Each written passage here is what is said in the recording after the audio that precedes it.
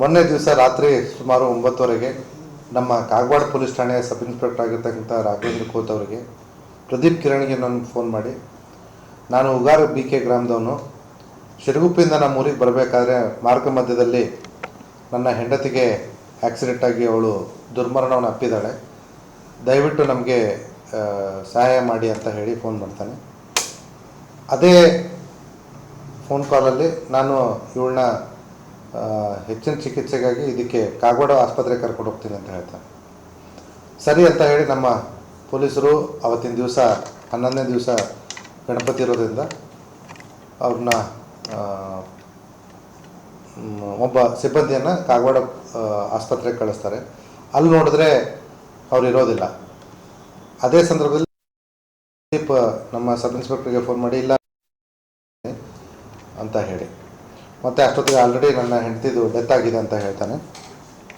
ಬೇಗ ನಮಗೆ FIR ಮಾಡಿಸಿ ಪೋಸ್ಟ್ ಮಾರ್ಟಮ್ ಮಾಡಿ ಕೊಡಿ, ನಮಗೆ ಬೇಗ ನಮ್ಮ ಕಾರ್ಯವನ್ನು ಮುಗಿಸ್ಬೇಕು ಅಂತ ಹೇಳಿ ಅವನು ನಮ್ಮ ಸಿಬ್ಬಂದಿಗೆ ಹಲವಾರು ಬಾರಿ ಫೋನ್ ಮಾಡ್ತಾನೆ. ತಕ್ಷಣ ನಮ್ಮ ಪೊಲೀಸರು ಒಂದಿಬ್ಬರು ನಮ್ಮ ಸಬ್ ಇನ್ಸ್ಪೆಕ್ಟರ್ಗೆ ಕಳಿಸ್ತಾರೆ. ಅವನು ಮಾಡೋ ರೀತಿಯಲ್ಲಿ ನಮ್ಮ ಪೊಲೀಸರಿಗೆ ಸಂಶಯ ಬರುತ್ತೆ. ಅಷ್ಟೊತ್ತಿಗೆ ಮೀರಜ್ ಪೊಲೀಸಿಂದ ಕೂಡ ನಮ್ಮ PSIಗೆ ಫೋನ್ ಬರುತ್ತೆ. ಈ ರೀತಿ ನಿಮ್ಮ ಕಾಗವಾಡ ಪೊಲೀಸ್ ಠಾಣೆ ಒಬ್ಬ ವ್ಯಕ್ತಿ ಬಂದು ನಮಗೆ ಇಲ್ಲಿ ಕಂಪ್ಲೇಂಟ್ ಕೊಟ್ಟಿದ್ದಾನೆ, 0 FIR ಮಾಡಿ ಕಾಗವಾಡಿಗೆ ಟ್ರಾನ್ಸ್ಫರ್ ಮಾಡಿ ಅಂತ ಹೇಳಂತ. ಆ ಒಂದು ಸಂದರ್ಭದಲ್ಲಿ ನಮ್ಮ PSI ಅಲ್ಲಿನ ಪೊಲೀಸರಿಗೆ ಮನವಿಯನ್ನು ಮಾಡ್ಕೋತಾರೆ. ಈ ಒಂದು ಪ್ರಕರಣದಲ್ಲಿ ಅವರು ಹೇಳ್ತಾ ಇರೋದು ಯಾಕೋ ನಮಗೆ ಸಂಶಯ ಬರ್ತಾ ಇದೆ. ಯಾಕಂದರೆ ಅಷ್ಟೊತ್ತಿಗಾಗಲೇ ನಮ್ಮ ಪೊಲೀಸರು ಈ ಯಾವುದು ಆಕ್ಸಿಡೆಂಟ್ ಆಗಿದೆ ಅನ್ನೋಂಥ ಒಂದು ಗಾಡಿ ಬಗ್ಗೆ ಮಾಹಿತಿಯನ್ನು ತೆಗೆದುಕೊಳ್ಳಾಗಿ ಅವನು ತಂದೆ ಗಾಡಿ ತನ್ನ ಮನೆ ಹತ್ರ ಇದೆ ಅಂತ ಹೇಳಿರ್ತಾನೆ. ನಮ್ಮ ಪೊಲೀಸರು ಅಲ್ಲಿ ಹೋಗಿ ನೋಡಿದಾಗ ಆ ಗಾಡಿಗೆ ಯಾವುದೇ ಡ್ಯಾಮೇಜ್ ಆಗಿರೋದಿಲ್ಲ. ಮತ್ತು ಅವನು ನಮಗೆ ಮಾಹಿತಿ ಕೊಡುವಂಥ ಸಂದರ್ಭದಲ್ಲಿ ಆಕ್ಸಿಡೆಂಟಲ್ಲಿ ನನಗೂ ಕೂಡ ಗಾಯ ಆಗಿದೆ ಅಂತ ಹೇಳಿರ್ತಾನೆ. ಸೊ ಇವರು ಅಲ್ಲಿರ್ತಕ್ಕಂಥ ಪೊಲೀಸರಿಗೆ ಮಾಹಿತಿಯನ್ನು ಕೇಳ್ತಾರೆ, ಅವನಿಗೆ ಏನಾದರೂ ಗಾಯ ಆಗಿದೆಯಾ ಅಂತೇಳಿ. ಅವರು ಅವನ್ನ ಪರಿಶೀಲನೆ ಮಾಡಲಾಗಿ ವಿಚಾರಣೆ ಮಾಡಲಾಗಿ ಅವನಿಗೆ ಯಾವುದೇ ಗಾಯ ಆಗಿರೋದು ಕೂಡ ಕಂಡು ಬಂದಿರೋದಿಲ್ಲ. ಸೊ ಹಾಗಾಗಿ ನಮ್ಮ ಪೊಲೀಸ್ ರಾಘವೇಂದ್ರ PSI ಅವರು ಹೇಳ್ತಾರೆ, ಇಲ್ಲ ನಮಗೆ ಈ ವಿಚಾರದಲ್ಲಿ ಸ್ವಲ್ಪ ಸಂಶಯ ಇದೆ, 0 FIRನ ಸ್ವಲ್ಪ ತಡೆ ಇಡಿ, ವಿದಿನ್ 24 hours ಎನಿವೇ ನಾವು ಅಲ್ಲಿ ಬಂದುಬಿಟ್ಟು ಇದನ್ನು ಕೇಸನ್ನ ನಾವೇ ತಗೊಳ್ತೀವಿ ಅಂತ ಹೇಳ್ಬಿಟ್ಟು ಅಲ್ಲಿ ಹೋಗಿ ನೋಡಲಾಗಿ ಮೃತ ಶರೀರವನ್ನು ಪರಿಶೀಲನೆ ಮಾಡಲಾಗಿ ತಲೆ ಮೇಲೆ ಒಂದಿಷ್ಟು ಗಾಯಗಳಿರ್ತವೆ. ಮೇಲ್ನೋಟಕ್ಕೆ ಪರಿಶೀಲನೆ ಮಾಡಿದಾಗ ತಕ್ಷಣ ನಮ್ಮ ಪೊಲೀಸರು ಇದರಲ್ಲಿ ಸಂಶಯಾಸ್ಪದ ವ್ಯಕ್ತಿ ಆಗಿರ್ತಕ್ಕಂಥ ಪ್ರದೀಪ್ ಕಿರಣ್ಗೆಯನ್ನು ತಮ್ಮ ವಶಕ್ಕೆ ಪಡೆದುಕೊಂಡು ಅವನು ಹೇಳಿರ್ತಕ್ಕಂಥ ಕತೆಗೂ ಮತ್ತು ಅಲ್ಲಿ ಆಗಿರ್ತಕ್ಕಂಥದ್ದಕ್ಕೂ ಅಲ್ಲಿ ನೋಡಿರ್ತಕ್ಕಂಥದ್ದಕ್ಕೂ ವ್ಯತ್ಯಾಸಗಳು ಕಂಡು ಬಂದಾಗ ತೀವ್ರತರವಾಗಿ ವಿಚಾರಣೆ ಮಾಡಿದಾಗ ಆರೋಪಿತ ಪ್ರದೀಪ್ ತಾನು ತಪ್ಪನ್ನು ಮಾಡಿರೋದಾಗಿ ಒಪ್ಕೋತಾನೆ. ಅವನು ಇಲ್ಲ, ನಾನೇ ನನ್ನ ಹೆಂಡತಿಯನ್ನು ಕೊಂದಿರೋದು,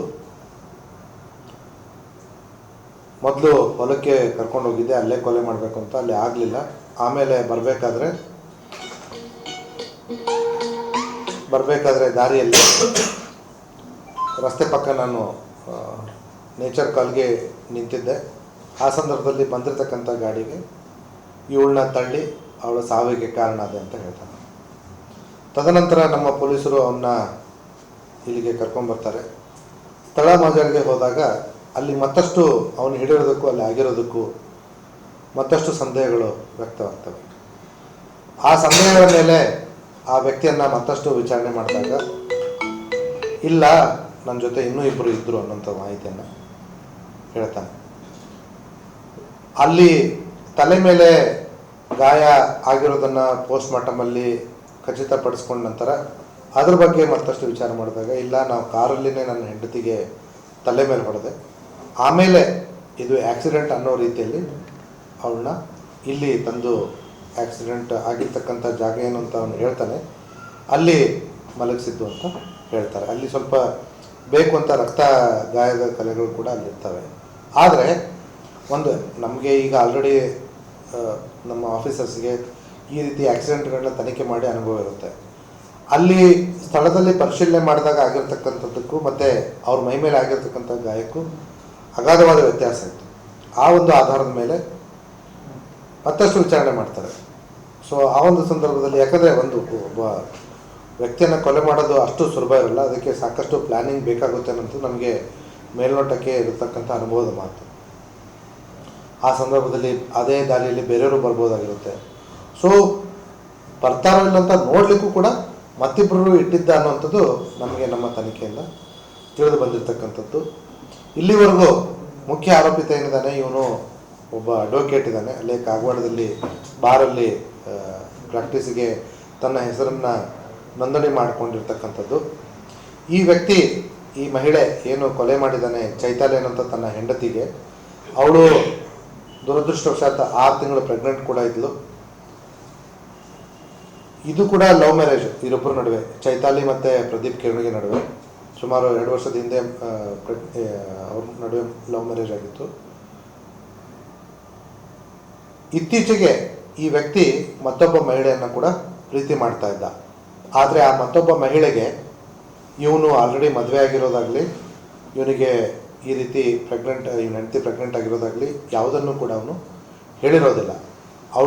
ಅವಳಿಗೆ ತಾನು ಬ್ಯಾಚುಲರ್ ಅನ್ನೋ ರೀತಿಯಲ್ಲಿ ನಂಬಿಸಿ ಅವಳನ್ನ ಪುಸಲಾಯಿಸಿ ಅವಳ ಜೊತೆ ಪ್ರೇಮ ವ್ಯವಹಾರಕ್ಕೆ ಹಿಡಿದಿದ್ದ.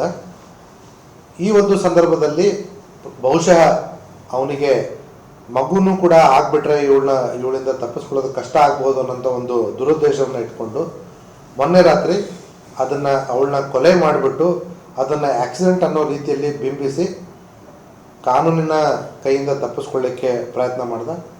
ಆದರೆ ನಮ್ಮ ಕಾಗವಾಡ ಪೊಲೀಸರು ಮತ್ತು ಅಥಣಿ CPI ಮತ್ತು ಅಥಣಿ DSP ಅವರ ತಂಡ ಈ ಒಂದು ಮಹಾಕೃತ್ಯವನ್ನು ಬಯಲಿಗೆ ಎಳೆದಿದ್ದಾರೆ. ಈಗಾಗಲೇ ಒಟ್ಟು ಇವನು ಪ್ರದೀಪ್ ಕಿರಣಿಗೆ ಅನ್ನೋನು 15 ಲಕ್ಷ ನಾನು ನಿಮಗೆ ಕೊಡ್ತೀನಿ, ಈ ಕೊಲೆ ಮಾಡಿರಿ ಅಂತ ಹೇಳಿಬಿಟ್ಟು ಒಂದು ಸುಪಾರಿಯನ್ನು ಒಪ್ಪಿಸಿದ್ದ. ಈ ಕೃತ್ಯಕ್ಕೆ ಈಗಾಗಲೇ ಮುಂಚೆ 2 ಬಾರಿ ಪ್ರಯತ್ನ ಕೂಡ ಆಗಿತ್ತು. ಅದೃಷ್ಟವಶಾತ್ ಆ ಮಹಿಳೆ ಆ ಸಂದರ್ಭದಲ್ಲಿ ಬದುಕುಳಿದಿದ್ಲು. ಇವರಿಗೆ ಅದೊಂದು ಎಲ್ಲಿ ಮಾಡಬೇಕು ಅಂದ್ಕೊಂಡಿದ್ರು ಅಲ್ಲಿ ಸರಿಯಾಗಿ ಸಂದರ್ಭ ಮತ್ತು ಯಾರೂ ಇಲ್ಲದೇ ಇರುವ ನಿರ್ಜನ ಪ್ರದೇಶ ಸಿಕ್ಕಿರಲಿಲ್ಲ. ಮೊನ್ನೆ ದಿವಸ ದುರದೃಷ್ಟವಶಾತ್ ಮಹಿಳೆ ಕೊಲೆಯನ್ನು ಇವರು ಮಾಡಿದ್ದಾರೆ. ಈಗಾಗಲೇ ಈ ಒಂದು ಪ್ರಕರಣದಲ್ಲಿ ನಾವು 3 ಜನರನ್ನು ಬಂಧಿಸಿದ್ದೀವಿ. ಮುಖ್ಯ ಆರೋಪಿ ಪ್ರದೀಪ್ ಕಿರಣಿಗಿ, ಇದ್ರ ಜೊತೆಗೆ ಸದ್ದಾಮ್ ಇನಾಮ್ದಾರ್ ಅಂತ ಹೇಳ್ಬಿಟ್ಟು ಸಾಂಗ್ಲಿ ಇವನು ಪ್ಲಂಬರ್, ಇವನು ಆ ಕೊಲೆ ದಿವಸ ಈ ಕಾರನ್ನು ನಡೆಸ್ತಾ ಇದ್ದ ಮತ್ತು ಕೊಲೆಯಲ್ಲೂ ಕೂಡ ಆ್ಯಕ್ಟಿವ್ ಆಗಿ ಭಾಗಿಯಾಗಿದ್ದ. ಜೊತೆಗೆ ಈ ಕಿರಣನ್ ಜೊತೆ ಹಿಂದೆ ಅವನ ಹೆಂಡತಿಯನ್ನು ಕೊಲೆ ಮಾಡಲಿಕ್ಕೆ ರಾಜನ್ ಕಾಂಬ್ಳೆ ಅನ್ನೋನು ಕೂಡ ಭಾಗಿಯಾಗಿದ್ದ. ಅವನು ಅಲ್ಲೇ ಹತ್ತಿರದ ಮಂಗಸೂಳಿ ಅವನು. ಈ 3 ಜನರನ್ನ ಹೊರತುಪಡಿಸಿ ಇವ್ರನ್ನ ಈಗಾಗಲೇ ನಾವು ನಮ್ಮ ಪ್ರಾಥಮಿಕ ತನಿಖೆಗೆ ಒಳಪಡಿಸಿ ಅವರು ಪ್ರಕರಣದಲ್ಲಿ ಭಾಗಿಯಾಗಿರೋದನ್ನು ಖಚಿತಪಡಿಸಿಕೊಂಡು ಈಗ ನ್ಯಾಯಾಂಗ ಬಂಧನಕ್ಕೆ ಒಪ್ಪಿಸಿದ್ದೀವಿ. ಮುಂದೆ ಇವ್ರನ್ನ ಮತ್ತೆ ಪೊಲೀಸ್ ಕಸ್ಟಡಿ ತಗೊಂಡು ನಮ್ಮ ತನಿಖೆಯನ್ನು ನಡೆಸ್ತೀವಿ. ಈಗಾಗಲೇ ನಮಗೆ ತನಿಖೆಯಲ್ಲಿ ಮತ್ತಿಬ್ಬರು ಕೂಡ ಪಾಲ್ಗೊಂಡಿರೋದು ನಮಗೆ ಮೇಲ್ನೋಟಕ್ಕೆ ಗೊತ್ತಾಗಿದೆ. ಅವ್ರನ್ನೂ ಕೂಡ ನಾವು ವಶಪಡಿಸ್ಕೊಂಡು ತನಿಖೆಗೆ ಒಳಪಡಿಸ್ತೀವಿ. ಹೌದು, ಇವರಿಬ್ಬರು ಕೂಡ ಉಗಾರ್ BK ಗ್ರಾಮದವರಾಗಿದ್ದು, ನೆರೆಹೊರೆಯವರಾಗಿದ್ದು, ಅವರೊಬ್ಬರ ಮಧ್ಯೆ ಪ್ರೀತಿ ಅಂಕುರಿಸಿತ್ತು. ಅವರು ಸದ್ಯಕ್ಕೆ ಕಾಗವಾಡದಲ್ಲಿ ಇರ್ತಕ್ಕಂಥ ಮಹಿಳೆ. ಕಾಲೇಜಿನ ಸಹಪಾಠಿ ಆಗಿದ್ರು ಅನ್ನೋದು ನಮಗೆ ತನಿಖೆಯಲ್ಲಿ ಕಂಡಿದೆ.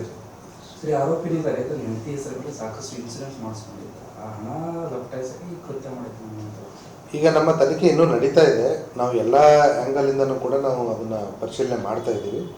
ನಮ್ಮ ತನಿಖೆಯಲ್ಲಿ ಏನು ಕಂಡು ಬರುತ್ತೋ ತಮಗೆ ಹೇಳ್ತೀವಿ.